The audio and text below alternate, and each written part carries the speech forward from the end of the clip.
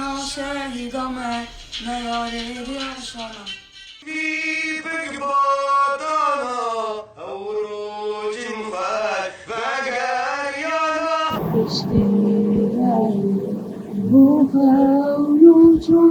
خوازیا هیوی پیک باتانا ما هر کسی اف سترانج شهید فیصل ابو لیلا گهدار کریه دروجا ایرو داجی گرچاوی رهف حال بردلی وی گران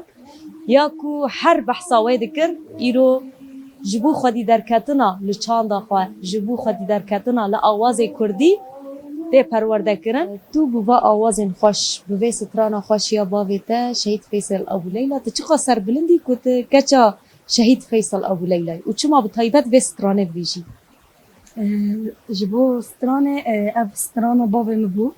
ايكو جي قالك حظ ذكر ومشي دخواستم به امیر موزیکی و سترانه بيجن برخدانيا ده 1415 تدير بسرخص ام جي به برخدانيا ام بجوان کرد بيجن بزلام ام به برخدانيا ده 2026 ده بسر بخنه و دما كباوي من جان خفدا کر ام جي بويرا اما جان خوا فدا کنه جبو روش آوای کردستانی چه مساجد دوی سترانه دا ددی باوی خواه و همو شهیدا اف سترانا بردل باوی من گلکی گران بو اف جی و اونها جی لبردل من گلکی گرانم بروی باوی خواه ام برخوادانیا کوبانه یا روش آوای کردستانی ایرو 1000 چتا دخوازن کردان تونه بکن لی ام دخوازن ببیجن کرد تونه نابن او دنگه کی دا بحثا رهفت که تر رهفی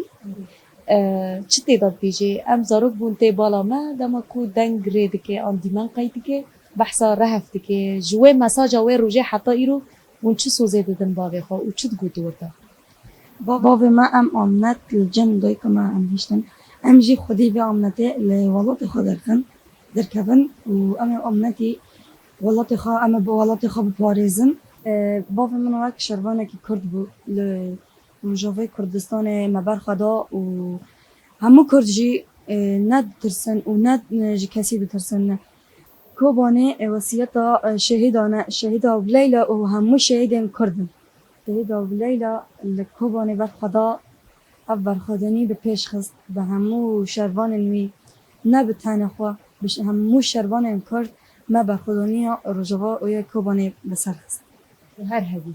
سپاس شو بباجی بری بو خونو جون خوزی آهی بین بکی با تانو او رو جن خوش بگر